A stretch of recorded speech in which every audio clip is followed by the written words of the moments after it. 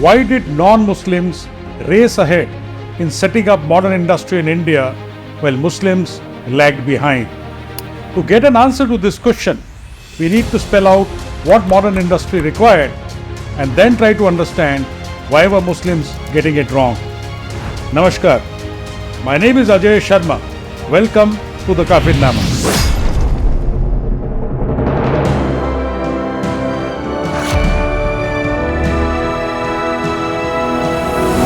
All businesses, then and now, require capital to function, and modern industry, unlike trading, required large doses of capital deployed for long periods of time. Now, the approach by Muslims versus Hindus and Jains in raising capital and starting a venture was hugely divergent. Muslims largely relied on partnerships to start business ventures, while the business structure of choice for Hindus and Jains was the joint family business. There are no statistics available of the use of partnerships in India versus joint family businesses for 1850 or earlier. However, an analysis of commercial cases filed by various entities in different high courts in India during 1900 to 1947 reveals a telling picture. An overwhelming 95% of the privately owned institutions used by Muslims were partnerships, while on the other hand, almost 60% of the privately owned institutions used by Hindus, Jains and Sikhs were joint family businesses. We need to consider an important point here. By 1900, joint stock corporations had also taken off in India.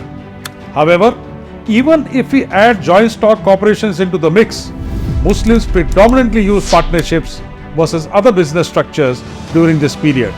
How did this preference for business partnerships negatively impact the growth of Muslims in modern industry? And on the flip side, how was the structure of the joint family business better suited for modern industry?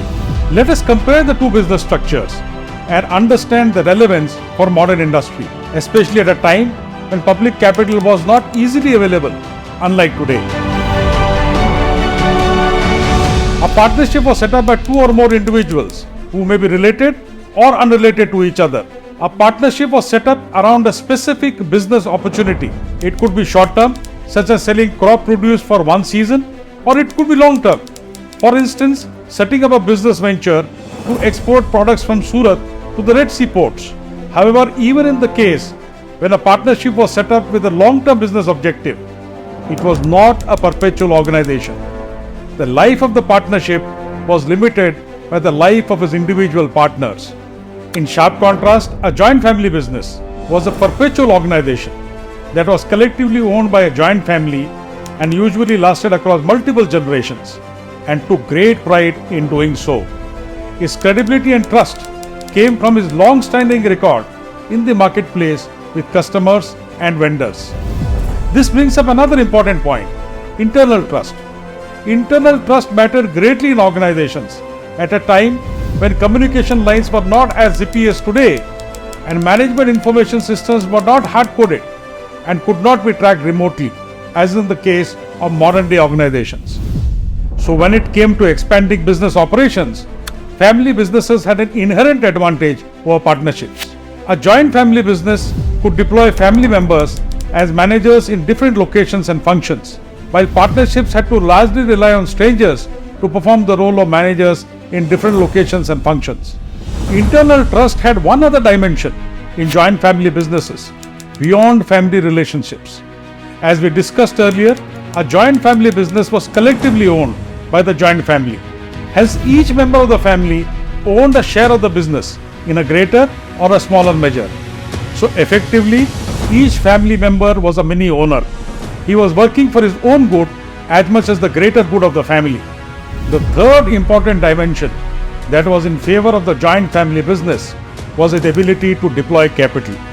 The joint family business had greater accumulated capital by virtue of operating as a business entity for long periods of time. And two, its ownership was embedded in community and caste ties. Thus, if required, it could dip into extended family lines or its community to borrow monies. The partnerships, on the other hand, did not have accumulated capital of the same magnitude and may even have to borrow from the market from time to time. And let us be fair, the Kafir moneylenders did lend at exorbitant rates of interest for businesses desperately need for funds at a time when regulations on such matters did not exist.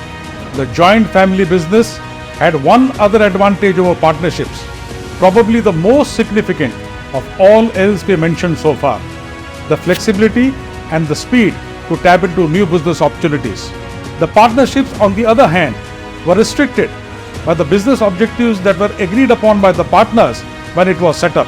So any new business proposal had to be discussed and negotiated between the partners on matters such as how to redeploy current resources or borrow fresh capital. So even if one partner disagreed with the new business proposal, the partnership could not proceed. So what made the joint family business more flexible and fast in such cases? Well, unlike partnerships, decisions in a joint family business were taken by elders, and especially the joint family head, the Karta Dharta, whose word on a matter of business consequence was the final word, much like the CEOs of today. It was a part of norms created over 2,500 years by Indic entrepreneurs. More on that in a later episode when we discuss about Indic business communities. But right now, let us turn back to the leading question. Which of these two business structures do you think was better suited to modern industry? Large doses of capital, long gestation periods, and a large workforce that was working across multiple locations and in different functions? The answer is obvious.